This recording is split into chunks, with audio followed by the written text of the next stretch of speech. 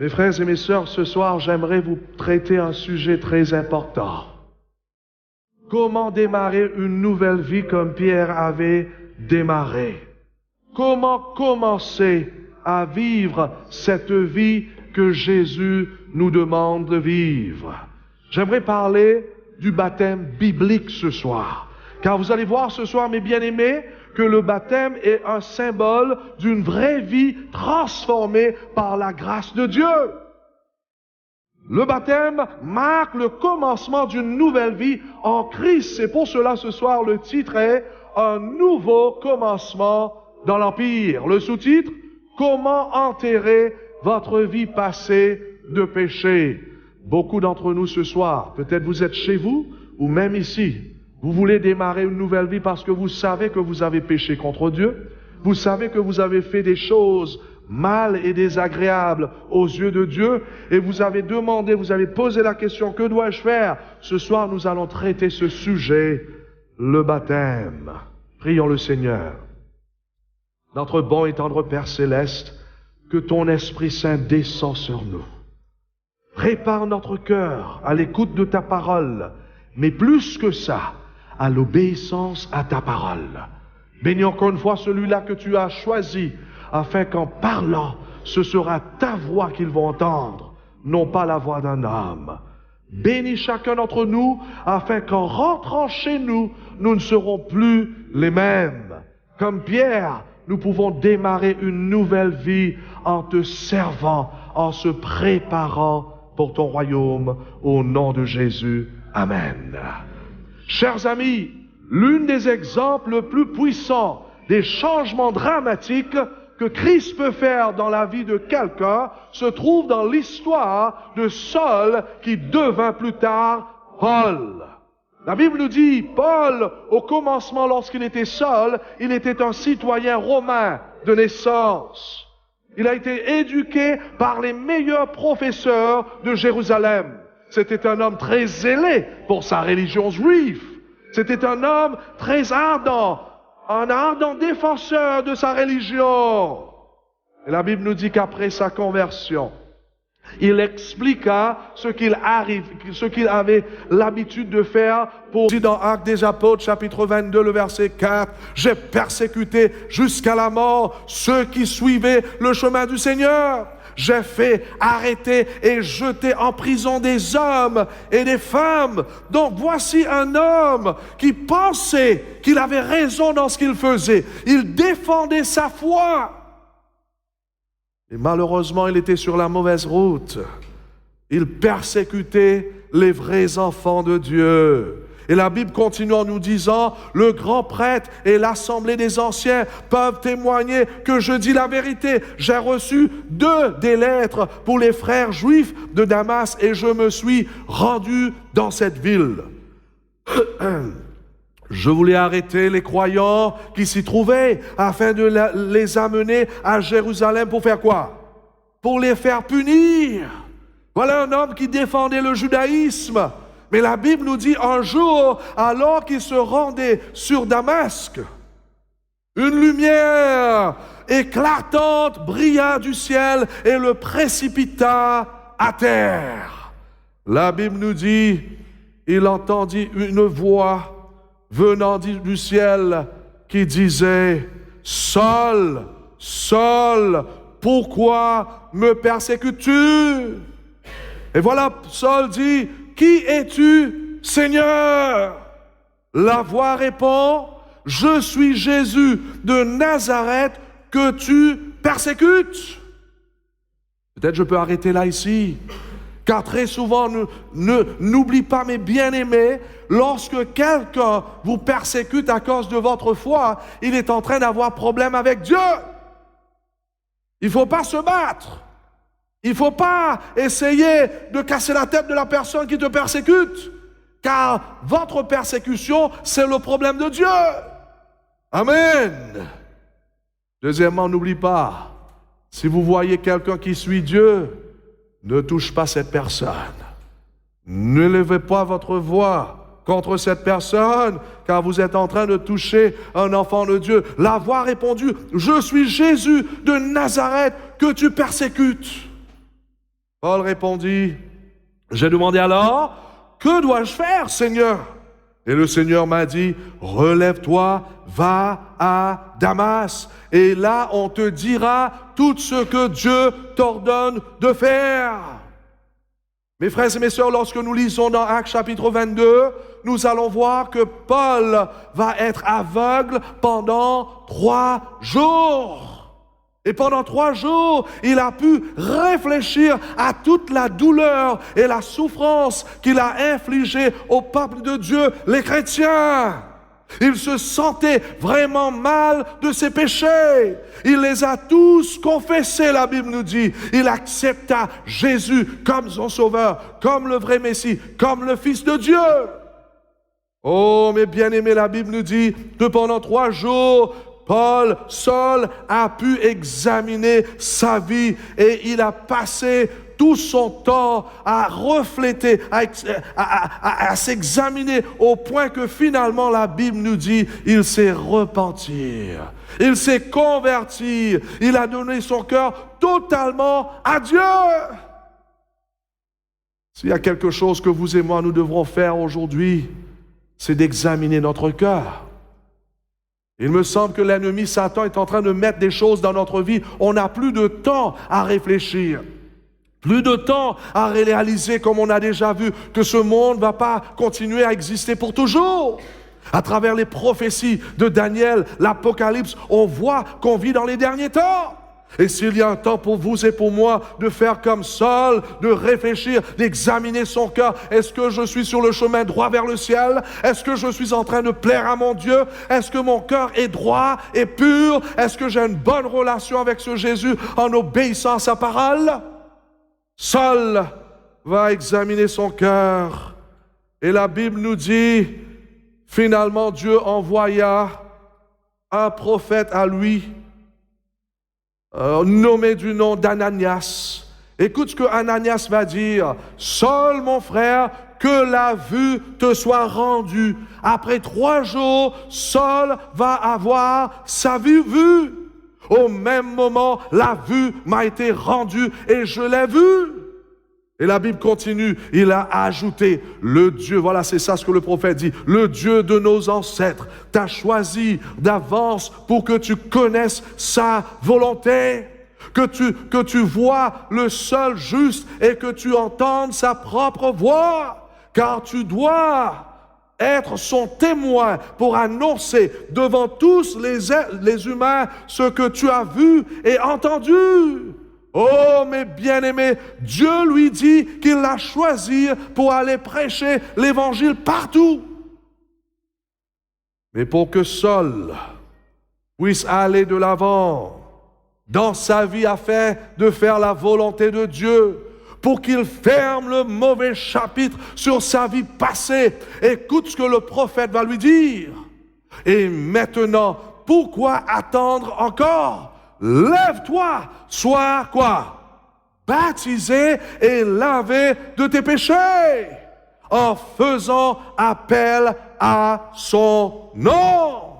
Mes bien-aimés, ce soir, j'aimerais vous dire que c'est de cette façon que Saul devrait être lié à son Dieu, Jésus-Christ, pour toujours. Le baptême, en d'autres mots, était la pente à une nouvelle vie pour Saul. Saul avait besoin d'être lavé de choses terribles qu'il avait fait au nom de la religion. Il avait besoin du pardon. Et c'est ça le pardon. Le baptême, c'est ça ce qui nous donne, qui nous offre le pardon de Dieu. C'est ça ce qui nous permet d'être lavé, d'être purifié et de démarrer à zéro. Lorsque Saul a été baptisé, il sut qu'il était devenu enfant de Dieu. Il sut qu'il était pardonné. À la suite de son baptême, Saul, le persécuteur, est devenu Paul, l'ambassadeur. Qu'est-ce que nous disons? En fait, c'est lui qui a écrit ces 13 livres de la Bible. Vous savez cela? Ça commence depuis quand? Romains, 1 Corinthiens, 2 Corinthiens, Galates, Éphésiens.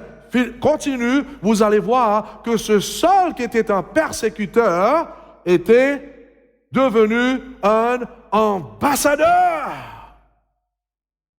Oh, mes bien-aimés, avez-vous déjà souhaité de tout recommencer à zéro? Peut-être vous avez posé cette question. Avez-vous déjà souhaité que toutes vos erreurs passées soient lavées? C'est ce que Dieu, c'est ce que Dieu veut pour chacun d'entre nous.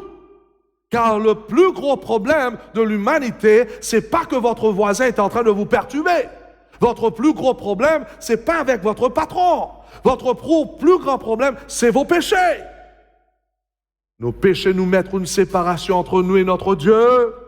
Et c'est pour cela que nous avons besoin d'être purifiés de nos péchés. Et c'est ça ce que Dieu veut pour vous. C'est pour cette raison qu'il a institué le baptême. Avez-vous déjà souhaité naître de nouveau? C'est ça dont il s'agit. Est-ce que c'est ça ce que Dieu veut faire pour chacun d'entre nous ce soir? C'est pour cette raison, mes bien-aimés, Dieu a créé cette institution qu'on appelle le baptême, étant qu'un signe que nous lierons avec lui, que nous allons connecter avec le Christ à partir de cet instant où nous nous faisons baptiser. C'est pour cela, selon le baptême, selon la Bible, le baptême est un nouveau départ. C'est un nouveau commencement avec le Christ en tant que notre Sauveur et Seigneur. Et je pense que la question ce soir que vous avez en tête, c'est celui-là. Que représente le baptême? C'est vrai que la Bible nous dit qu'on doit se faire baptiser, mais que représente tout d'abord? Quelle est la signification derrière le baptême? En fait, d'ailleurs, Paul lui-même va nous expliquer ce soir. Suivez attentivement, mes bien-aimés, car vous allez voir que dans le baptême, nous nous identifions nous-mêmes avec 3 événements qui se sont passés dans la vie de Christ. Lisons dans Romains, au chapitre 6, le verset 3 et à suivre. La Bible nous dit, c'est Paul d'ailleurs, inspiré par le Saint-Esprit, qui nous parle. N'oublie pas, mes frères et mes sœurs, amis invités, lorsque la Bible nous parle, vaut mieux qu'on écoute. Parce que la Bible, c'est pas comme n'importe quel livre. Il y a des gens qui me disent, mais écoute, la Bible, c'est les hommes qui ont écrit. Et vous avez raison. Mais il y a quelque chose de plus profond en ce qui concerne les Écritures de la parole. Car la Bible, c'est un livre qui a été écrit par des hommes, tout d'abord, pieux. Des hommes qui se sont vidés de leurs péchés, de leur orgueil, de leur moi, et que de retour, ils sont remplis du Saint-Esprit. C'est pour cela, c'est vrai que l'homme a écrit, mais c'était l'homme qui était inspiré par Dieu. Il vaut mieux qu'on écoute. C'est pour cela qu'on voit une unité énorme dans la Bible qu'on ne voit pas dans les autres livres. Et Paul ici nous dit, ne savez-vous pas que nous tous qui avons été baptisés pour être unis à Jésus-Christ, nous avons été baptisés en étant associés à sa mort. Remarquons 3 éléments qui s'est produit dans la vie de Jésus-Christ, qui nous démontrent qu'est-ce que c'est que le baptême. Je reprends. Ne savez-vous pas que nous tous qui avons été baptisés pour être unis à Jésus-Christ, nous avons été baptisés en étant associés à sa mort? Par le baptême, donc, nous avons été mis au tombeau avec lui pour être associés à sa mort, afin que tout comme le Christ a été ramené d'entre les morts par la puissance glorieuse du Père, nous aussi, nous vivions d'une vie nouvelle. Quels sont ces 3 éléments que nous voyons s'est produit dans la vie de Jésus-Christ? Car dans le baptême, nous nous identifions avec 3 événements survenus dans la vie de Jésus-Christ. Premièrement, c'est quoi? Sa mort. Paul dit exactement comme Jésus était mort. Quelqu'un qui se fait baptiser, il est en train de refléter cette mort. Voilà. Deuxièmement, Jésus n'a pas seulement mourir, mais il était enseveli. Il était enterré, la Bible nous dit. Et troisièmement, le 3e jour, Jésus-Christ aussi était bien ressuscité. Laisse-moi vous expliquer un petit peu cette mort-là. Quelle est cette mort? Car vraiment, le baptême signifie la mort. Quelle est cette mort que la Bible nous parle? C'est la mort de soi et de notre ancienne manière de vivre de pécheur. En d'autres mots, lorsque quelqu'un se fait baptiser, il est en train de dire au monde en entier, j'en ai marre du péché. Je ne veux plus continuer dans l'alcool, comme Pierre avait fait. Je suis fatigué de détruire mon corps avec la cigarette, avec la drogue. Je ne veux plus continuer à vivre dans l'adultère, à vivre dans ces péchés, la fornication, comme on a vu. Je veux arriver à un fin en ce qui concerne le péché. Je veux démarrer une nouvelle vie afin de plaire à mon Dieu. C'est pour cela que nous voyons, mes chers bien-aimés, Paul va dire cela dans le même chapitre, Romains chapitre 6, le verset 11. De même, vous aussi, considérez-vous comme morts au quoi? Au péché et comme vivants pour Dieu dans l'union avec Jésus-Christ. Qu'est-ce que nous disons? Tout comme Jésus est mort à cause de nos péchés, nous aussi, nous sommes appelés à mourir de nos péchés passés. C'est pour cela un chrétien qui se dise qu'il est un chrétien, mais qui continue à vivre dans le péché et qu'il aime le péché, il y a un problème grave. Alors l'évangile, c'est une puissance qui nous libère de la puissance du péché. Qu'est-ce que nous disons? Ça ne veut pas dire que vraiment le moment où je me fais baptiser, je suis parfait et je ne vais plus pécher. Ce n'est pas biblique non plus. C'est un cheminement avec le Seigneur. Mais lorsque le Christ rentre dans ma vie et dans votre vie, lorsque le Saint-Esprit rend captif notre cerveau, il y a ce désir qui découle de Dieu dans notre cœur où maintenant je ne veux plus continuer à faire ce qui est mal.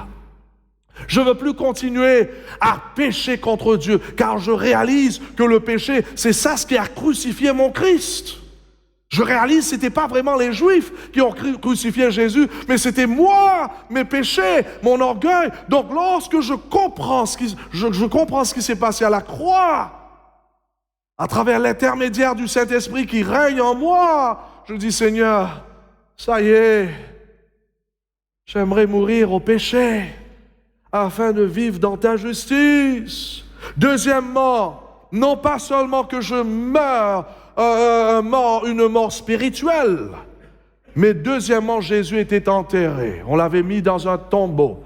Et comme on a lu tout à l'heure, le baptême représente la mort au péché et ça représente aussi l'enterrement, l'ensevelissement de nous dans le tombeau liquide. L'enterrement de nos péchés dans la tombe d'eau du baptême. D'ailleurs, préparez-vous là. Le mot en grec, vous savez, comme je vous ai dit, l'Ancien Testament est écrit en hébreu. On a dit ça, on a vu ça. Tandis que le Nouveau Testament est écrit en grec. Le mot baptême ne se trouve pas dans l'Ancien Testament, mais ça se trouve dans le Nouveau Testament. Et vous savez qu'est-ce que cela veut dire? Le mot en grec, c'est baptizo, et ça veut dire quoi? Veut dire tremper ou immerger, de plonger dans l'eau. C'est ça le baptême, selon la Bible. Ce n'est pas une petite goutte d'eau sur la tête, mais c'est de plonger la personne. C'est pour cette raison, vous voyez que vraiment, à chaque fois lorsque quelqu'un était baptisé dans la Bible, on avait besoin de beaucoup d'eau.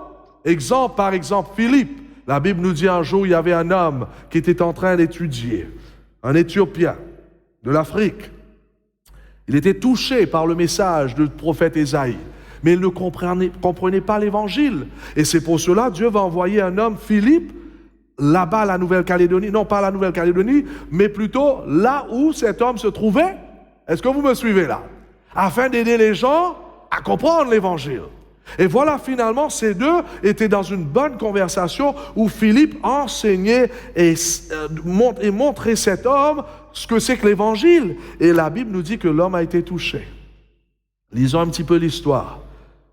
À un moment, tellement qu'il était touché, d'ailleurs, écoute ça bien, tellement qu'il était touché, cet homme a demandé le baptême. Vous pouvez lire chez vous. Actes chapitre 8. Et Philippe va lui répondre en disant quoi? Si tu crois de tout ton cœur, tu peux être quoi? Baptisé. Vous savez pourquoi cet homme avait demandé le baptême? Parce que dans le temps de Jésus, quelqu'un qui suit Jésus automatiquement se fait baptiser. Aujourd'hui, on doit demander aux gens de se faire baptiser, mais ce n'était pas le cas dans le temps de Jésus. Les gens savaient clairement, le moment qu'ils croient dans le Seigneur, ils plongent. C'est pour cela, le moment qu'il avait compris, il avait vu l'histoire du Messie dans l'Ancien Testament. D'ailleurs, où est-ce qu'il a trouvé ça? Où est-ce qu'il a trouvé l'Évangile?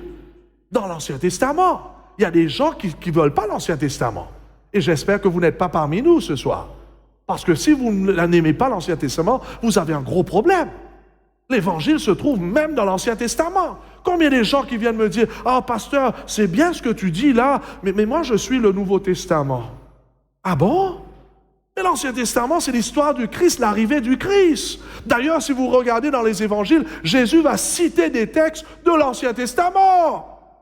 Matthieu va faire cela. Les évangélistes de Jean, Matthieu, Marc, Luc, Jean, ils vont prendre des textes de l'Ancien Testament. Paul va citer même des textes de l'Ancien Testament. Et voilà, cet homme, l'Éthiopien, va trouver le Christ dans l'Ancien Testament. Qu'est-ce que nous disons?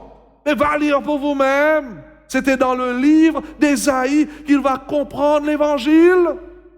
Pourquoi est-ce que vous ne voulez pas l'Ancien Testament? Vous savez pourquoi les gens n'aiment pas l'Ancien Testament? Parce que ça nous parle de l'obéissance au commandement de Dieu. C'est malheureux, je ne comprends pas. Les gens ont des problèmes avec les 10 commandements. On va traiter encore cela et j'espère que vous allez venir. J'espère que vous allez continuer à venir afin que vous voyez la grande image. Ne prends pas la fuite. Étudie la parole de Dieu. Si vous voulez suivre, c'est votre problème. Si vous ne voulez pas suivre, c'est votre problème. Ne soyez pas nerveux aussi avec le pasteur. Parce que ce n'est pas l'écriture de pasteur ici. Amen. C'est Dieu qui parle. Les gens ont du problème avec les 10 commandements, pourtant ils n'ont pas de problème avec 9 parmi les 10 commandements. Oui ou non? Ils acceptent le premier, tu n'auras pas d'autre Dieu devant ma face. Le deuxième, tu ne prosterneras point devant l'Éternel ton Dieu, devant les idoles, mais tu prosterneras devant l'Éternel. Troisième, tu ne prendras pas le nom de Dieu en vain. Quatrième, le sabbat. Cinquième, honore ton père et ta mère. Sixième, tu ne tueras point. Septième, c'est quoi? Tu ne commettras point l'adultère. Huitième, voler. Neuvième, convoiter. Ainsi de suite. Les hommes n'ont pas de problème avec 9. Et sauf parce qu'ils ont problème avec le sabbat. Ils disent que les 10 commandements sont abolis. C'est grave. Et on a vu que le sabbat, d'ailleurs, quel jour aujourd'hui? Le sabbat a commencé. Est-ce que vous pouvez tourner à côté encore une fois et dire bon sabbat? Vas-y, c'est le sabbat. Le sabbat, c'est un jour de délice. C'est un jour de bénédiction. Pourquoi est-ce que vous ne voulez pas le sabbat? Le sabbat, c'est un jour où Dieu nous montre combien à tel point qu'il nous aime, où Dieu nous courtise. Et voilà, cet homme va retrouver son Jésus dans l'Ancien Testament. Et il était tellement touché, il dit, si tu crois, Philippe va dire, si tu crois de tout ton cœur, tu peux être baptisé. Maintenant, regarde ça. Car ce que l'on est en train de voir, c'est à chaque fois qu'il y a un baptême, on devrait avoir beaucoup d'eau. Et l'homme répondit, je crois que Jésus-Christ est le Fils de Dieu. Et voilà, où il fut arrêté le char. Philippe descendit comment? Avec lui, où? Dans l'eau, et il le baptisa. C'est ça ce que la Bible dit. Quand ils furent sortis de l'eau, l'Esprit du Seigneur enleva Philippe, et la Bible nous dit, l'homme continua sur son chemin tout joyeux. Pourquoi? Parce qu'il a rencontré le Christ. Est-ce que vous avez rencontré Christ? Mais pourquoi vous avez un long visage? Ah, vous dites, mais pasteur, je vais à l'église. Mais si l'église ne va pas vous sauver, c'est le Christ qui sauve. C'est le Christ qui remplit le cœur avec sa paix, sa joie. Et l'homme va rencontrer son Dieu. Et même si le pasteur était parti, attention, c'est ça ce que la Bible dit. Quand ils furent sortis de l'eau, l'Esprit du Seigneur enleva Philippe. Et lui, il continua son chemin tout joyeux. Vous remarquez bien, selon la Bible, chaque fois lorsqu'il y avait un baptême, on devrait avoir beaucoup d'eau parce que le mot, c'est quoi en grec? Demain, je vais vous poser la question. Baptizo. Hein? C'est ça en grec. Qui veut dire quoi? Plonger la personne. OK? On a besoin de beaucoup d'eau afin de plonger la personne. Voilà un autre exemple lorsque Jean-Baptiste baptisait les gens. La Bible nous dit Jean aussi baptisé à Hénon. près de Salim, parce qu'il y avait là beaucoup d'eau. Les gens venaient à lui et il les baptisait. Deuxième, donc là on est troisième. Premièrement, le baptême représente quoi? La mort, très bien. C'est-à-dire, c'est un appel de la part du ciel. Jean-Noël, tu as vécu une vie dans le péché, maintenant ça y est, tu m'as rencontré. Tu as compris la vérité. Tu ne peux plus continuer à vivre dans le péché, tu es en train de te tuer. Tu es en train d'affecter la famille autour de toi. Même la société est touchée par tes péchés.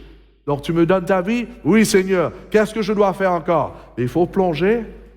Il faut que quelqu'un te plonge sous l'eau, car le baptême veut dire ce lavement du corps, de l'âme, de tous ses péchés. Troisièmement, ça représente aussi bien la résurrection pour une nouvelle vie en Christ. Oh, c'est pour cela, lorsque nous lisons la Bible, le baptême, c'est comme un enterrement. Lorsqu'on enterre quelqu'un. Parce que l'eau représente quoi? Le sang de Jésus.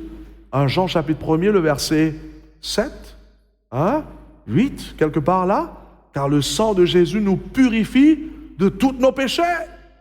Donc l'eau représente le sang du Christ qui nous nettoie, qui nous purifie. Mais avant qu'on rentre dans l'eau, il faut qu'on fasse un choix. Il faut qu'on fasse ce choix d'abandonner notre vie passée. Malheureusement, il y avait un jour, il y avait un homme. Qu'est-ce qui s'est passé? Lui, il voulait se faire baptiser. Et voilà, le pasteur était là, était prêt à lui plonger. Et lorsque le pasteur était prêt à lui plonger, l'homme a laissé une main en haut comme ça. Le pasteur était en train de le tirer vers le bas. Oui. Et finalement, il ne pouvait pas. Finalement, il y avait une guerre dans l'eau. L'homme dit, plonge tout, mais pas ça. Et le pasteur dit, mais pourquoi? Il dit, parce que ça, j'ai réservé pour casser la bouche de quelqu'un. Oui. Il avait compris. Il avait compris que le baptême, c'est un lavement, qu'on ne devrait pas retourner dans notre vie passée. Et pour cela, il a réservé cela. Et le pasteur lui a dit, mais écoute, tu es disqualifié pour le baptême. Car le baptême veut dire de se donner entièrement à Jésus. Qu'est-ce que nous disons? Oui. Malheureusement, aujourd'hui, il y a plusieurs formes de baptême. Il y a le baptême par sprinkling, aspersion, jeter un coup d'eau. Mais il n'y a pas seulement jeter un coup d'eau, il y a le baptême. Aujourd'hui, dans notre monde, il y a des pasteurs qui baptisent avec des pétales. On dit les pétales des fleurs? Oui. Ils prennent les pétales et ils disent, je te baptise au nom du Père. Ils lâchent le pétale, du Fils et du Saint-Esprit. Et c'est grave. Il y a les autres qui baptisent leurs membres, les gens, au téléphone. Je te baptise au nom du Père, du Fils, du Saint-Esprit. Ça y est, t'es mort. On a perdu la sainteté de Dieu sur cette terre. Et les gens font n'importe quoi aujourd'hui. Mais mes frères et mes sœurs, on ne peut pas jouer avec Dieu et sa parole. Qu'est-ce que nous disons? Car Dieu est saint, et saint, et saint. Le baptême par immersion, selon la Bible, est la seule vraie façon qui représente fidèlement la mort, l'enterrement et la résurrection de Jésus. Oui ou non? Je vous pose la question, je redis encore, parce qu'il y a certains qui parlent. Arrête de parler là-bas. OK? Je redis encore. C'est pas toi, mon frère. C'est pas toi. Le baptême que nous venons de voir, c'est le vrai baptême parce que ça répond fidèlement à ces trois choses. La mort, l'enterrement et quoi? La résurrection. Pourquoi? Parce que qu'est-ce qui se passe lorsque quelqu'un meurt? Vous avez déjà vu quelqu'un qui est mort? Qu'est-ce qui se passe avec le souffle de cette personne? Ça s'arrête. Est-ce qu'il y a quelqu'un qui est déjà baptisé par immersion ici? Levons la main un petit peu. Oui? Mais qu'est-ce que vous avez? Lorsque le pasteur était en train de vous plonger, enterrer, est-ce que vous respirez? Non. Vous allez boire de l'eau là, attention. On arrête de respirer, c'est pas vrai? Comme si quelqu'un était mort. Qu'est-ce qui se passe avec les yeux de quelqu'un qui meurt, normalement? C'est fermé, je ne sais pas ici à la Nouvelle-Calédonie, s'il y a un qui reste ouvert, normalement c'est fermé les yeux, c'est pas vrai? Oui, dans mon pays ça ferme, ok? Ça se ferme. Mais c'est pareil, qu'est-ce qui se passe lorsque quelqu'un se fait baptiser? Hein, pour ceux qui étaient déjà baptisés. On ferme les yeux, c'est pas vrai? C'est comme si vous êtes mort. Amen. Lorsqu'on jette de l'eau sur un bébé, qu'est-ce qui se passe avec le bébé? Est-ce qu'elle arrête de respirer? C'est maintenant qu'elle crie le plus peut-être, hein? Hein, les yeux ouverts comme ça. Pour vous montrer, mes frères et mes sœurs, le vrai baptême selon la Bible, c'est exactement ça. C'est pas extraordinaire? Mais là, bien sûr, le pasteur, comme Philippe, va pas te laisser en dessous l'eau pour toujours. Premièrement, tu arrêtes de respirer, ferme les yeux et le pasteur te plonge. C'est comme si on t'enterre. Il faut que le corps en entier se couvre. Pourquoi? Parce que le corps en entier est corrompu par le péché. Amen. Il faut que tout soit lavé depuis la tête jusqu'aux pieds. Troisièmement, on ne va pas vous laisser en dessous l'eau parce que vous allez mourir, hein? Pour de bon. C'est pour cela, le pasteur vous lève et lorsque le pasteur vous lève, ça représente quoi? La résurrection avec le Christ. Dieu soit loué. Mes frères et mes sœurs, c'est ça ce que nous avons besoin. Une nouvelle vie. Selon la Bible, c'est comme ça qu'on démarre la vie avec le Christ. C'est comme cela qu'on est branché avec le Christ. Beaucoup de gens sont venus me voir pour le baptême dans le monde en entier. Même ici, j'avais même pas traité ce sujet. Il y a des gens qui sont venus me dire, pasteur, j'aimerais me faire baptiser. Dieu soit loué. Nous aurons un baptême à la fin de cette rencontre. Qu'est-ce que nous disons? Ah, nous aurons cela. C'est pour cela, n'accélère pas trop vite. Il faut que nous sachions tout d'abord les conditions principales avant le baptême. Est-ce qu'il y a des choses à faire avant le baptême? J'en suis sûr que pour le moment, le Saint-Esprit est en train de travailler dans votre cœur. Et vous sentez le besoin. Mais il faut comprendre, que dois-je faire avant de me faire baptiser? Premièrement, remarquons bien, Marc, chapitre 16, le verset 16, nous dit, celui qui quoi? Croira et sera baptisé, sera sauvé. Première condition, il faut croire en Jésus et croire dans sa parole. Il faut croire que vous êtes des pécheurs, que vous méritez la mort éternelle. Même si vous êtes nés dans l'Église, même si vous êtes des gens religieux et que vous avez pratiqué des bonnes œuvres, rien ne peut vous sauver à part que Jésus et son sang. Amen. Il faut réaliser cela. Il faut croire tout d'abord que tu es un pécheur, que tu es perdu, tu mérites la mort éternelle. Mais deuxièmement, il faut croire que Jésus est votre sauveur. Il faut croire. Il faut croire dans sa parole. Et si vous croyez, vous êtes sur la bonne route. Il y a encore 2 conditions. Mais j'aimerais dire quelque chose avant que je continue, parce que la question que je pose, est-ce qu'un bébé peut croire? Il y a des gens qui sont venus me voir en me disant, pasteur, c'est extraordinaire ce que tu parles, mais j'ai été déjà baptisé lorsque j'étais un bébé. Est-ce qu'un bébé peut croire? Pas du tout. Il faut que vous croyiez. C'est pour cela que Jésus nous donne l'exemple. Quand est-ce que Jésus était baptisé? Pourtant, Jésus n'avait pas besoin du baptême. Il n'était pas un pécheur. Il l'a fait parce qu'il voulait nous donner l'exemple par excellence. Jésus était baptisé en l'âge majeur et c'est pour cela que nous sommes appelés à être baptisés nous aussi pareillement. Malheureusement, le baptême des bébés n'est pas biblique. Vous allez regarder dans la Bible tout en entier, vous ne verrez même pas un seul texte qui vous dit que vous devrez vous faire baptiser lorsque vous êtes bébé. Et je vous en prie, mes bien-aimés, c'est la Bible qui parle. C'est pas le pasteur. C'est la Bible qui parle selon la parole de Dieu. C'est celui-là qui a compris l'évangile qui se fait baptiser. Qu'il a compris qu'il est un méchant, qu'il est un pécheur. Même s'il n'a jamais tué quelqu'un, il réalise que chaque fois, lorsqu'il a la haine dans son cœur, c'est aussi grave. Et il veut se laver. Il veut se purifier. Même s'il n'a jamais commis l'adultère, il réalise que chaque fois, lorsqu'il convoite dans le cœur, c'est déjà grave devant Dieu. Et il a besoin d'être purifié. Malheureusement, aujourd'hui, beaucoup de gens se font baptiser très sincères. Même avant que vous connaissiez ce que vous êtes en train de faire. Les bébés ne connaissent pas. Et c'est pour cela, ce n'est pas dans la Bible. D'ailleurs, laisse-moi vous donner une surprise.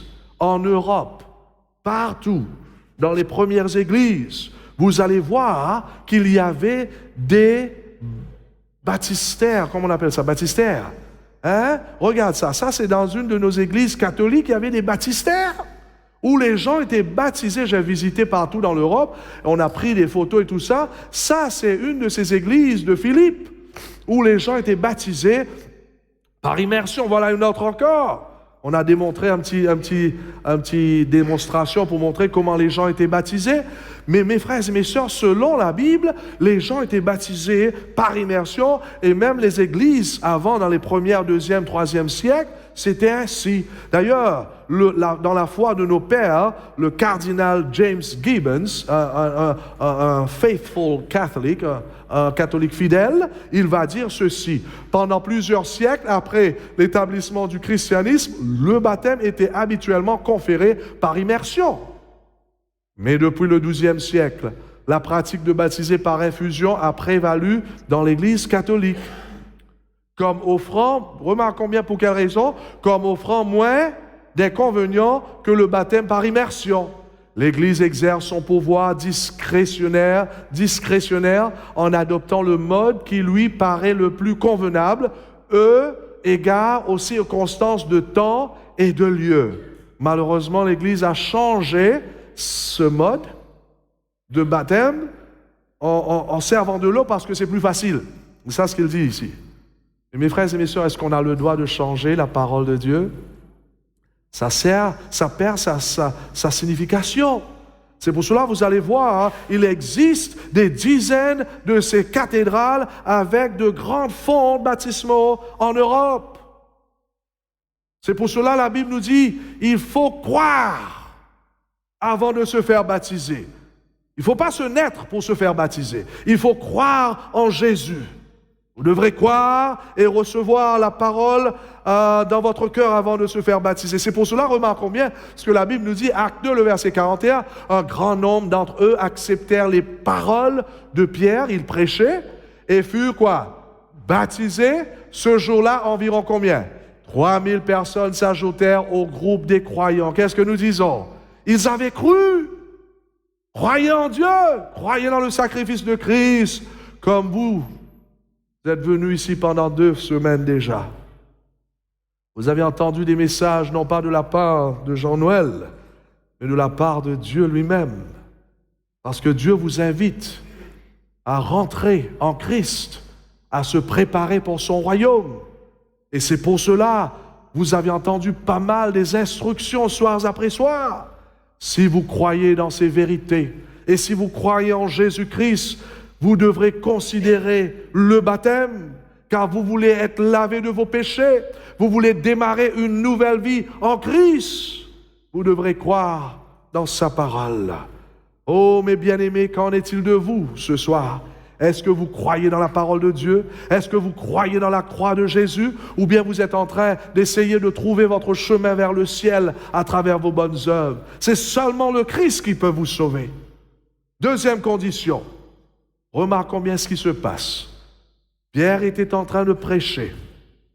Les gens étaient touchés par la parole. Et la Bible nous dit que les gens vont demander à Pierre, « Homme, frère, que ferons-nous » Les gens étaient touchés d'entendre l'évangile. Et voilà, ils vont crier à Pierre, « Pierre, qu'est-ce que nous devrons faire » Est-ce que vous suivez? Remarquons ce que Pierre va dire. Remarquons. Deuxième condition. Deuxième chose qu'on devrait faire. Pierre va dire quoi? Repentez-vous et que chacun de vous soit baptisé au nom de Jésus-Christ pour le pardon de vos péchés. Et vous recevrez le don du Saint-Esprit. Qu'est-ce qu'on devrait faire, la deuxième condition? Se repentir. Qu'est-ce que c'est que la repentance? Ça ne suffit pas simplement de croire en Jésus. La repentance, c'est un changement de pensée. Le mot en grec veut dire changement d'esprit, changement d'attitude, changement de mentalité. C'est pour cela, vous et moi, lorsque nous avons compris l'Évangile, il y a un appel du ciel de changer notre vie. It's a U-turn. C'est un demi-tour complet. Si vous étiez en train d'aller là-bas, c'est le retour, ici. Et c'est seulement Dieu qui peut le faire lorsque vous allez vers lui à travers le Christ. Il faut absolument, mes bien-aimés, vous devrez le vouloir. Il faut que ça soit intentionnel. Il faut aller vers Christ. Il faut se repentir. Il faut confesser vos péchés. Il faut donner littéralement votre vie à Christ. Il faut l'inviter dans votre cœur. Et c'est ça la repentance. Car le moment où il rentre dans votre cœur, c'est lui qui vous fait tourner. Il vous fait faire ce demi-tour. Car l'homme ne peut pas faire le demi-tour lui seul. On est pécheur, on aime le péché, on a vu ça déjà. Mais le moment où on fait ce choix de faire ce demi-tour, on invite Jésus dans notre vie. C'est sa puissance qui nous fait changer notre vie. Amen. Et c'est ça la repentance. Troisième, remarquons bien ce que Jésus va dire à ses disciples. Allez donc auprès des gens de toutes les nations et faites de mes disciples, et quoi? Baptisez-les au nom du Père, du Fils et du Saint-Esprit. Remarquons bien, le vrai baptême, ce n'est pas seulement le baptême en Jésus. Je te baptise au nom de Jésus. Le vrai baptême, c'est de se baptiser dans la plénitude de Dieu, au nom du Père, du Fils et du Saint-Esprit, dans la Trinité. Amen. C'est extraordinaire. Vous ne voulez pas une partie de Dieu, vous voulez tout Dieu, la plénitude de Dieu en vous. Et puis la Bible nous dit, non pas seulement de leur baptiser, mais remarquons bien ça. Et enseignez-leur à quoi? Pratiquez combien? Tout ce que je vous ai commandé. En d'autres mots, mes bien-aimés, troisième critère, vous devrez devenir un disciple. Qu'est-ce que c'est qu'un disciple? Celui qui pratique et qui pratique la parole. Hein? On a déjà étudié ça. Il y a deux catégories de personnes qui suivaient Jésus lorsqu'il était sur la terre. On les appelait une catégorie comment? Les croyants, la foule qui suivait Jésus. Il y avait une autre catégorie qu'on appelait les disciples. La foule suivait Jésus pour leur propre gain, pour leur propre intérêt. Jésus faisait des miracles, ils suivaient Jésus afin d'avoir des miracles. Certains suivaient Jésus afin d'avoir la nourriture, parce que Jésus faisait des miracles avec le pain et les poissons. Donc, ils étaient là pour leur propre intérêt. Pas vraiment parce qu'ils aimaient Dieu. Lorsque Jésus commençait à leur demander à faire ici, cela, ils commençaient à quitter Jésus. Est-ce que vous me suivez? Tandis que les disciples, c'était des vrais enfants de Dieu. Ils étaient prêts à suivre Jésus, même si Jésus n'allait pas leur donner rien que ce soit. Il y avait un moment, Jésus va dire, j'ai pas un endroit à dormir, est-ce que vous allez venir même si j'ai pas un endroit à dormir? Le croyant dit, aïe, aïe, aïe, je pourrais pas venir. Tandis que les disciples disent, même si tu n'as pas un endroit à dormir, j'aimerais te suivre. Ça vaut la peine. Un disciple, c'est quelqu'un donc qui suit son maître, malgré dans les moments difficiles. Il suit la parole de Dieu. Est-ce que vous êtes un disciple ce soir? Ou bien vous venez, vous suivez Jésus seulement lorsqu'il y a de la nourriture, seulement lorsqu'il y a des problèmes dans votre vie, vous courez après Jésus et lorsqu'il vous guérit, boum, vous êtes encore dans le casino. Non, pas dans le casino, quelque part ailleurs. Est-ce que vous me suivez? Est-ce que vous êtes des vrais disciples ce soir? Donc, il faut que vous soyez des disciples. Le mot mathétes en grec, mathétes, disciple, veut dire un étudiant. C'est quelqu'un qui suit son maître. Non pas seulement il entend l'instruction de son maître, mais il obéit à la voix de son maître. Qu'est-ce que nous disons? C'est pour cela que le texte nous dit, je reprends encore. Allez donc auprès des gens de toutes les nations et faites de mes disciples. Comment est-ce qu'on fait un disciple? Baptisez-les au nom du Père, du Fils. D'ailleurs, si vous voulez commencer à être un disciple, la démarcation d'un disciple, le commencement de la vie d'un disciple se passe comment? À travers le baptême. Allez, faites donc auprès des gens de toutes les nations et faites de mes disciples comment? Baptisez-les. Mais ça ne suffit pas de simplement de leur baptiser au nom du Père, du Fils et du Saint-Esprit, mais quoi? Enseignez-leur à pratiquer tout ce que je vous ai commandé. En d'autres mots, si vous voulez vous faire baptiser, ça n'arrête pas là au jour du baptême. Il y a beaucoup de gens qui se font baptiser après le baptême, whoop, dans le nakamal, whoop, dans l'alcool, whoop, dans la cigarette, whoop, dans l'adultère. Et vous n'êtes disqualifié si vous allez faire cela. Un vrai disciple, il veut continuer avec son Dieu. Qu'est-ce que nous disons? Il veut servir son Dieu. Il réalise que le meilleur chemin, c'est Jésus. Il ne veut pas lâcher. Il continue une vie de disciple en obéissant à la parole de Dieu. Vous devrez être disposé à suivre Christ tout le long du chemin, non pas à mi-chemin. Vous devrez être disposé à construire votre vie sur le roc en obéissant sa parole. Donc, le baptême, c'est l'engagement envers le Christ. C'est de se donner à Jésus entièrement. Quelle importance est-ce que le baptême nous démontre? Est-ce que c'est nécessaire pour le salut? Est-ce que c'est très important? Mais écoute, mes frères et mes sœurs, amis invités, le baptême est mentionné 80 fois dans le Nouveau Testament. Qu'est-ce que cela veut dire? C'est important, très important même. Il y a des personnes, par exemple, ils prennent seulement un texte pour faire une doctrine dans la Bible. Vous savez ça? Ou bien 2 textes, 3, 4, 5. Et vous ne pouvez pas prendre 5 textes pour construire une doctrine dans la Bible. Et il y a des personnes qui aiment faire ça. Une doctrine, c'est lorsque vous voyez clairement dans la Bible un sujet dans la Bible qui est clair. Ça, c'est un sujet clair. D'ailleurs, je vais traiter un sujet qui n'est pas clair dans la Bible. Vous ne pouvez pas rater. Je vais traiter sur le sujet du don des langues. Beaucoup de gens m'ont demandé la question, qu'est-ce qui se passe avec ce don des langues? Est-ce que c'est biblique ou pas? J'aimerais vous dire que c'est biblique, mais il y a un autre don des langues aussi qui n'est pas biblique. Chaque chose que Dieu a pour ses enfants, il y a une contrefaçon que Satan nous présente. Il faut faire attention. Il y a le vrai jour du sabbat, le 7e jour. On a vu déjà, il y a un faux jour du sabbat, le premier jour de la semaine. On a déjà étudié samedi et dimanche. Il y a les nourritures que Dieu nous permet de manger afin de nous nourrir et nous fortifier. Il y a des fausses nourritures que Satan dit, c'est pas grave, tu peux manger n'importe quoi.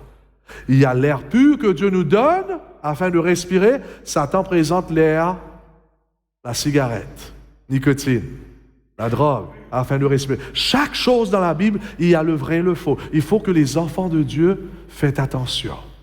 Il y a un texte dans 1 Jean chapitre 4 où Jean va dire, il faut discerner les esprits. Ne crois pas dans tous les esprits. On va traiter cela. Mais ici, le baptême, c'est un sujet très clair. Donc, c'est important de se faire baptiser. D'ailleurs, lorsque Jésus va dire, allez donc auprès des gens de toutes les nations et faites d'eux mes disciples, baptisez-les, c'est un commandement de la part de Dieu. Allez, baptisez les gens. C'est un commandement pour tous les vrais disciples. Tu deviens un vrai disciple à travers les eaux du baptême.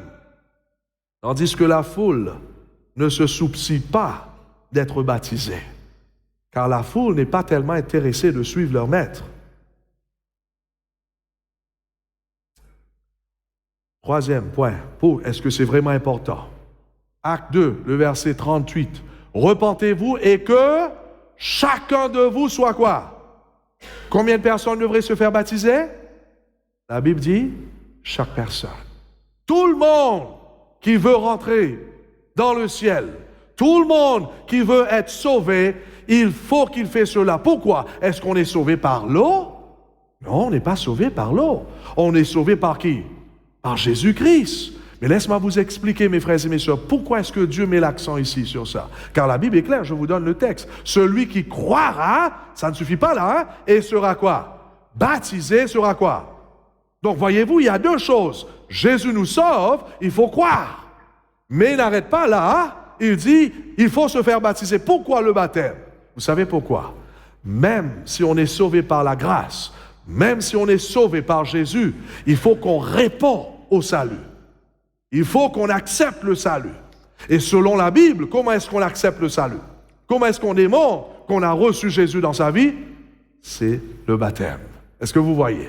C'est aussi simple que ça. C'est comme si 2 personnes qui s'aiment. Comment est-ce qu'on sait qu'ils s'aiment? Ils se marient. Hein? Publiquement, ils démontrent cela. C'est pareil. Baptême, donc, c'est notre réponse au salut que Dieu nous offre gratuitement. C'est un signe qu'on a reçu le don du salut. Et bien sûr, ce n'est pas ça seulement. Remarque combien qu'est-ce que Jésus va dire à Nicodème. Jésus répondit, oui, je te le déclare, c'est la vérité. Personne ne peut entrer dans le royaume de Dieu s'il ne naît pas d'eau et... Je vais traiter le sujet d'esprit, le baptême du Saint-Esprit. Il faut continuer à venir. Donc, vous voyez quand même, il y a aussi l'eau.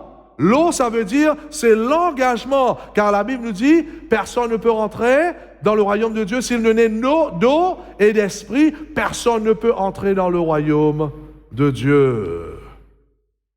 Si nous voulons vivre dans le royaume de Dieu, nous devrons se faire baptiser parce que c'est ça ce que la Bible déclare. La nouvelle naissance. Tout d'abord, la nouvelle naissance démarre dans le cœur lorsque je donne ma vie à Jésus, lorsque je confesse mes péchés, lorsque je reçois le Christ dans mon cœur. C'est un nouveau départ avec le Christ. Il faut comprendre cela. Ne rate pas ce que je dis. Le baptême, c'est seulement le commencement avec le Christ, c'est pas la fin. Il y a des gens qui sont venus me dire, « Pasteur, je ne suis pas prêt pour être baptisé. » Je dis, « Pourquoi ?» Il dit, « Je ne suis pas encore parfait. Je pêche encore, ils disent. » Mais laisse-moi vous dire, nous n'allons pas être parfaits ici. C'est à la fin que Dieu va nous perfectionner. Le baptême, donc, c'est la démarcation. On démarre avec Jésus dans le chemin vers la perfection. Et le plus qu'on rentre en Jésus à travers sa parole et à travers l'aide de son esprit, le plus qu'on grandit dans la perfection du Christ. C'est pour cela que le baptême est appelé la nouvelle naissance. C'est le commencement, exactement comme la naissance d'un bébé. Lorsqu'un bébé est né, est-ce qu'il fait tout bien? Oui ou non? Non, un bébé tombe trop souvent. Et qu'est-ce que le papa fait lorsque le bébé tombe ou bien la maman? Il donne un coup de pied, boum, t'es bon pour rien. C'est ça ce qu'un parent fait? Non! Lorsque l'enfant tombe, qu'est-ce que les parents font? Lève le bébé. Chérie, ça va arriver un petit peu, hein, on va essayer encore. Et c'est pareil avec nous. Lorsqu'on démarre notre route vers le ciel à travers le baptême, il y aura des bêtises qu'on va faire. Ne vous y trompez pas. On va faire des bêtises. Mais ce qui est formidable, c'est celui-là qui reste en l'union avec le Christ à travers sa parole. Il va grandir. Donc, selon la Bible, le baptême, c'est la nouvelle naissance. C'est pas une option. C'est votre engagement vers le ciel avec Dieu. Le baptême est le symbole du mariage entre toi et le Christ. C'est une confession publique. J'aime et j'engage ma vie à Jésus. Amen. Pourquoi est-ce que j'ai choisi cette femme ici pour épouser? Parce que je l'aime. Pourquoi est-ce que je n'ai pas choisi celle-là là-bas? Parce que je n'aime pas ça. J'aime celui-là. Ah oui.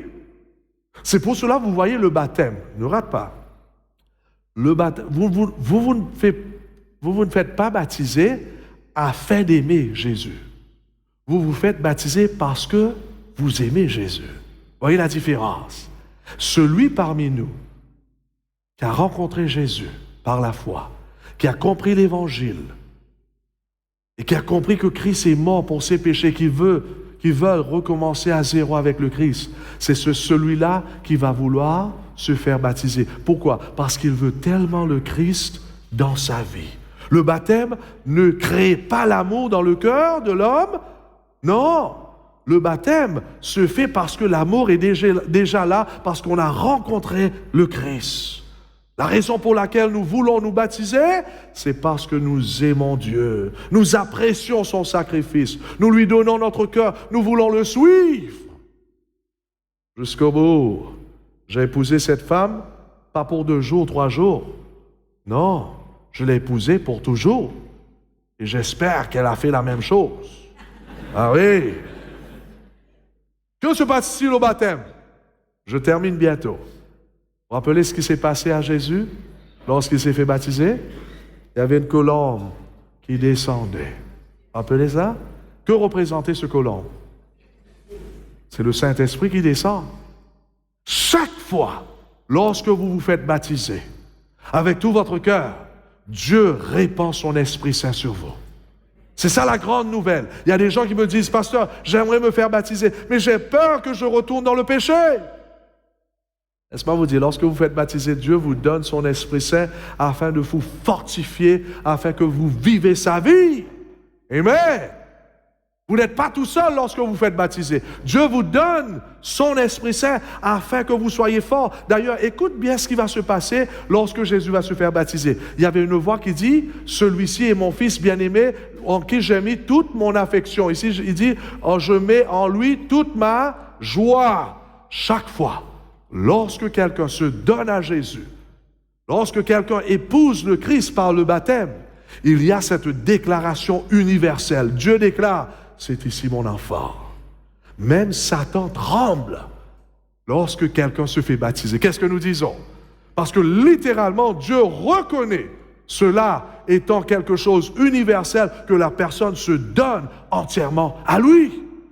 Et même l'ennemi Satan avec tous ses mauvais anges devrait se soumettre à ce qui se passe. Ça ne veut pas dire que tu ne vas pas avoir des problèmes.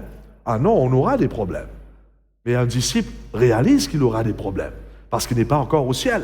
La terre n'est pas le ciel. Il réalise cela. Et c'est pour cela, malgré les problèmes, les difficultés, il continue. Parce qu'il réalise que son Dieu est avec lui encore. Qu'est-ce que nous disons? Notre mot, lorsque quelqu'un se fait baptiser, voilà. Naturellement, nous tous, nous sommes ici. Nous sommes nés dans le péché, esclaves de notre orgueil, esclaves de tous ces péchés, ces mauvaises habitudes. Nous sommes séparés de Dieu. Voyez-vous cette séparation-là? Nous sommes sous la domination de Satan. Tandis que Dieu et son royaume est autour de nous. Le moment où la personne reconnaît son Dieu, reconnaître qu'il y a un Dieu et qu'il revient bientôt, reconnaître que Jésus est à la porte et qu'il donne sa vie à Jésus, vous savez qu'est-ce qui se passe? Regarde ça. Par la foi, vous êtes transportés du royaume de ténèbres au royaume de Dieu. Qu'est-ce que nous disons? C'est ça ce qui arrive. Et vous êtes déclarés enfants de Dieu. C'est ici mon fils ou ma fille ou mon fils bien-aimé, en qui j'ai mis toute mon affection. Je vous dis, quel privilège de se faire baptiser. Quel privilège de s'identifier comme un enfant de Dieu. Le salut est un don gratuit, mais vous devrez l'accepter et le baptême est le signe de votre acceptation. C'est pour cela, remarquons bien, Galates 3, le verset 27, vous tous, en effet, avez été unis au Christ. Comment est-ce que vous faites cela? Dans le baptême, et vous vous êtes ainsi revêtus de tout ce qu'il nous offre. Le baptême est un signe de votre engagement vers le Seigneur, vers le Christ. Le signe de la nouvelle naissance. Publiquement, vous voulez montrer à tout le monde, ce Dieu-là est devenu mon Dieu. Ne pense pas que le moment où vous êtes né, vous êtes enfant de Dieu, non. Jean chapitre 1er, le verset 12 nous dit quoi? À tous ceux qui l'ont reçu, il a donné le pouvoir de devenir enfant de Dieu. On devient enfant de Dieu seulement lorsqu'on reçoit Jésus dans notre vie, car naturellement le péché nous a séparés de Dieu. Et nous sommes enfants de la chair, Paul dit. D'ailleurs, Jean dit, vous êtes enfants du diable. 1 Jean chapitre 3, le verset 9 et 10. Jésus va dire aux pharisiens, vous avez votre père, le diable comme votre père. Nous sommes naturellement séparés de Dieu. Mais le moment où nous recevons le Christ dans notre vie, à travers le baptême, lorsque nous nous unissons, c'est là que nous sommes revêtus de tout ce qu'il nous offre. Quel privilège de se faire baptiser, quel privilège de se donner à Dieu, quel privilège d'être appelé enfant de Dieu. C'est pour cela ce soir, je suis ici pour vous dire, ça ne suffit pas de simplement sentir du bien au sujet de Jésus. Il y a des gens qui sentent du bien. Lorsqu'ils pensent à Jésus, ils pleurent. Lorsqu'ils pensent à Jésus et ses actes d'amour, ils disent « Waouh, il n'y a personne comme le Christ ». Lorsqu'ils pensent au sacrifice de Christ, ils disent « Waouh, c'est extraordinaire ». Ça ne suffit pas d'admirer Jésus et sa justice et son amour. Il faut que nous nous engageons avec le Christ. C'est ça d'être un disciple. C'est de se donner entièrement à lui. Ce qui est formidable dans tout le monde où j'ai passé, il y a des milliers de personnes qui se font baptiser. J'étais en Inde en 2002, où j'ai vu 6000 personnes. J'ai prêché pendant 3 semaines avec certains des autres pasteurs. 6395 personnes s'est donné à Jésus à travers le baptême. Qu'est-ce que nous disons? C'est pas extraordinaire? Pourtant, ces gens-là, c'est des hindous. Si je vous raconte l'histoire, ils vont être maltraités, ils vont être battus à cause de leur foi. Ils vont être rejetés de leur famille, mais ils vont aller en avant parce qu'ils ont cru dans le Seigneur. Ils ont cru dans le retour de Jésus-Christ. Ils vont donner leur vie à Christ. Ce soir, c'est votre privilège de se donner à Dieu. Pour ceux qui n'ont pas encore donné leur cœur à Jésus, qu'est-ce que vous attendez? Pour ceux qui n'ont pas encore été baptisés par immersion, qu'est-ce que vous attendez? Vous dites, mais pasteur, j'étais baptisé lorsque j'étais un bébé. Mais ça, c'est pas le baptême biblique. D'ailleurs, si vous allez sur l'Internet, vous allez voir, c'était les païens qui avaient l'habitude de baptiser leurs bébés à travers l'aspersion. C'est pas biblique. Le vrai baptême, on doit se plonger et se laver. Oh, ceux qui ont laissé le monde du péché derrière, ou ceux qui veulent laisser le monde du péché derrière, Jésus vous appelle ce soir à se donner entièrement à travers le baptême. Ah, Philippe va dire à Paul, et maintenant, pourquoi attendre encore? Lève-toi, sois baptisé et lavé de tes péchés en faisant appel à son nom. Est-ce que vous ne voulez pas être pardonné ce soir? Est-ce que vous ne voulez pas recevoir le don du Saint-Esprit? Remarquez, tous ceux qui étaient baptisés, repentez-vous et que chacun de vous soit baptisé au nom du Christ pour le pardon de vos péchés. Et vous recevez quoi? Notre plus grand besoin, c'est le don du Saint-Esprit. Notre plus grand besoin, c'est Dieu dans notre vie. Et ce soir, Dieu veut nous offrir son Esprit Saint, sa vie. Celui qui croira sera baptisé, sera sauvé. Est-ce que vous ne voulez pas recevoir le salut dans votre vie? Que si vous mourrez ce soir, lorsque Jésus reviendra, vous serez avec lui. Car celui qui a le Fils, quoi? A la vie. 1 Jean chapitre 5, le verset 11 à 13 nous dit, celui qui n'a pas le Fils de Dieu, si ce soir vous n'avez pas le Fils de Dieu, vous n'avez pas la vie éternelle. Et si vous sortez ici sans le Christ dans votre vie, et vous mourrez, vous serez perdus. Le baptême, c'est le signe qui démontre que j'ai le Christ, que je l'aime. Oui, je n'ai pas tout compris, mais je suis sur la route vers le ciel. Celui qui a commencé ce démarche dans ma vie, il va continuer à m'amener, à me montrer qu'est-ce que c'est que la vie éternelle. Est-ce que vous avez déjà reçu le Christ dans votre vie? Je me rappelle lorsque j'étais à Vanuatu l'année dernière, d'ailleurs avant Vanuatu, à Samoa. J'ai prêché pendant 3 semaines, 1500 plus personnes s'est donné à Jésus. À Vanuatu, la même chose, c'était 3000 plus s'étaient fait baptiser. C'était incroyable ce qui se passait ce jour-là. Où les gens se donnaient entièrement. C'était la joie de voir toutes ces personnes qui se donnaient à Christ. C'était la meilleure chose que j'ai vue dans ma vie. Ainsi bien qu'en Inde, les gens se donnaient entièrement à Dieu. Qu'en est-il de vous? C'est votre privilège. Est-ce que vous êtes prêts à croire dans le Christ et dans sa parole? Est-ce que vous êtes prêts à se repentir? Seigneur Jésus, j'abandonne ma vie à toi. Je confesse mes péchés. Je lâche tout entre tes mains. Est-ce que ce n'est pas votre désir? Un jour, j'étais choqué lorsque j'étais en train de faire l'appel à Vanuatu. À la fin du jour, 2 pasteurs de l'église de dimanche, un de l'église pentecôtiste, l'autre, l'église évangélique, se sont mis debout pour le baptême. Ils n'avaient pas compris beaucoup de vérités. Il y avait celui-là, lui, ça c'est un des pasteurs, et l'église évangélique. Lorsqu'il a entendu parler au sujet du sabbat, ça l'a troublé énormément parce que vraiment, il était en train de prêcher le dimanche et tout ça. Et voilà, ce jour-là, il va demander de venir parler au public. Et c'était incroyable ce qu'il avait dit. Littéralement, il a confessé ses péchés devant tout le monde parce que le sermon était diffusé dans toute l'île. Il demanda pardon. Il dit, tout le monde, pardonne-moi que j'ai prêché le mauvais message. J'étais sincère dans mes prédications, mais j'étais en erreur parce que je n'étais pas en train de suivre la parole de Dieu. Pardonne-moi.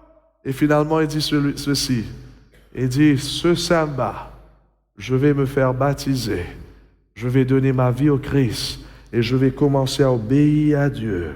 Non pas seulement en gardant le vrai sabbat, mais je vais commencer à manger la nourriture que Dieu ordonne de sa parole. Qu'est-ce que nous disons? C'était incroyable. Et à la fin, il disait à tous les gens, donnez votre vie à Jésus, vous aussi.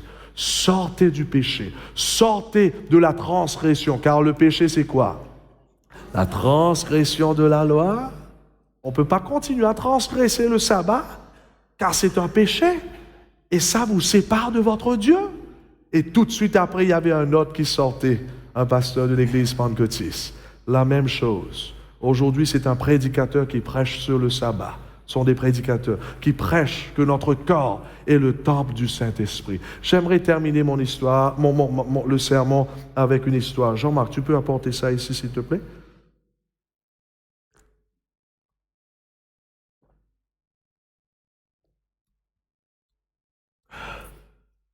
Thank you. Un jour, mes bien-aimés, c'était en Amérique. Voilà, il y avait une petite église à peu près comme ça, où il y avait les gens qui venaient écouter la parole, il y avait un prédicateur qui prêchait sur Jésus. S'il y a quelqu'un qui a raté tout le sermon, vous ne voulez pas rater cette partie-là. Et voilà, tous les gens étaient là, et parmi ces gens, il y avait un peau rouge. Pour la première fois, il vient entendre l'évangile de Jésus-Christ. Avant, il ne croyait pas en Jésus. Il croyait dans les esprits. Et voilà, il entendait le message qui le touchait au fond du cœur. À la fin du sermon, le pasteur venait devant et lançait un appel à tout le monde. Donnez votre cœur à Jésus, il disait. Engagez-vous à servir Dieu. Et voilà, la peau rouge, lui, pour la première fois, il entendait le sermon. Il dit, quoi? Et le pasteur disait, donne tout à Jésus, tout ce que vous avez, donnez à Jésus. L'homme était touché. Il dit, OK. Il regardait dans sa poche, il avait son poignard. Il quittait le banc, il est venu devant, il a déposé son poignard, il dit, Jésus, je te donne tout. Il est retourné dans le banc. Et le pasteur était en train de pas seulement parler à lui, mais à tout le monde. Donne tout à Jésus, il y a encore des choses à donner à Jésus. L'homme était en train de lutter. Qu'est-ce que ce Dieu veut de moi? Ce Jésus. Il regarde dans l'autre côté de sa main, il y avait sa hache. Il quittait le banc, il venait, il déposait la hache. Il retourne, il dit, sûrement tu vas être content que je te donne ma hache. Et il s'est mis assis. Et le pasteur continuait. Il y a encore une autre chose que tu devrais donner à Jésus, que vous devrez donner à Jésus. Le pasteur parlait à tout le monde, mais lui se sentait visé. Vous comprenez ce qui se passe? Il y a des gens qui sont comme ça dans l'église, ou bien là, il dit, ce pasteur, il est en train de lire ma vie. Laisse-moi vous dire, je ne connais rien de vous. C'est Dieu qui vous parle. Et voilà, Dieu était en train de parler à cet homme. Finalement, le pasteur dit, il y a encore des choses à donner à Dieu. Littéralement, il est retourné, il a déposé son chapeau. Il retourna, le pasteur continua en bateau. Et vous savez qu'est-ce qui se passait? Pour couper l'histoire courte, l'homme était pratiquement nu à la fin du jour. Il y avait seulement son petit maillot. Est-ce que vous suivez là? Seulement son petit maillot. Il a déposé tout. Lorsqu'il s'asseyait cette fois-ci, il s'asseyait, il dit, waouh, sûrement Dieu, Jésus, tu seras dans la joie. Je t'ai donné tous mes trucs là. Ah oui. Et lorsqu'il s'asseyait, le pasteur dit, il y a encore une dernière chose à donner à Dieu. L'homme était frustré. L'homme était en colère, il commençait à parler avec Dieu. Qu'est-ce que tu veux encore? Et tout d'un coup, il crie, yes, je sais ce qu'il veut de moi. Il laissa sa place, il est venu, il s'asseyait sur la table. Il dit, Jésus, wow, Jésus, je te donne ma vie. C'est ça, le baptême. C'est ça la repentance. Lorsque je me donne entièrement à Jésus. Amen. Est-ce que vous avez donné le tout à Jésus? Peut-être vous avez déposé votre poignard à Dieu. Peut-être vous avez déposé votre couteau à Jésus. Vous avez déposé votre hache à Dieu. Est-ce que vous me suivez? Il y a des gens qui donnent des grosses sommes d'argent à Jésus. Et ce que Jésus veut, c'est votre cœur. Hein? Il y a beaucoup de gens qui donnent un jour dans une semaine à Dieu. Mais est-ce que vous avez donné votre vie à Jésus? Cet homme avait compris l'Évangile dans un seul moment. Mes frères et mes sœurs, amis invités, peut-être vous avez fait pas mal pour votre Église ou pour Dieu. Vous avez donné ici, là-bas. Ce que Dieu cherche, c'est votre vie. C'est de s'engager. C'est de donner tout à lui. Vous savez qu'est-ce qui va se passer lorsqu'il a ça? Lorsque Jésus a votre cœur, il a tout de vous. Ce soir, Dieu vous appelle à prendre cette décision d'abandonner votre vie à lui. N'ayez pas peur. C'est la plus grande chose que vous pouvez faire, de se faire baptiser. Je me rappelle, lorsqu'on était à Vanuatu, il y avait tellement les gens qui avaient compris ce message. Et ils vont demander le baptême. On a dit à 5h30, on va fermer le baptistère. Parce qu'il y avait tellement. Et vous savez qu'est-ce qui s'est passé? À 5h30, la ligne était encore longue. Ces gens étaient extraordinaires. Vous êtes de Vanuatu? Oui? Vous êtes extraordinaires. Et finalement, les gens continuent à venir. Et les pasteurs étaient fatigués. Depuis ce matin, 11h, on était en train de baptiser les gens. Et finalement, on dit, OK, 5h30, les gens continuent à venir. Finalement, les pasteurs disent, OK, c'est bon, 6h. On ferme, tout le monde rit. Regarde ça, les pasteurs étaient contents là. Finalement, qu'est-ce qui s'est passé d'après vous? Juste après, les gens continuent à venir encore. Et vous savez qu'est-ce qui s'est passé? Je les ai dit, si vraiment vous voulez baptiser, demain, il faut venir à 6h du matin. Parce que j'allais prendre mon avion juste après. Mais vous savez qu'est-ce qui s'est passé le lendemain matin? 6h du matin, les gens, ça c'était après, 6h du matin, les gens sont venus. Ça c'est 7h lorsqu'on a pris la photo, mais 6h du matin, les gens sont venus pour se faire baptiser, une après l'autre, parce qu'ils avaient compris l'Évangile.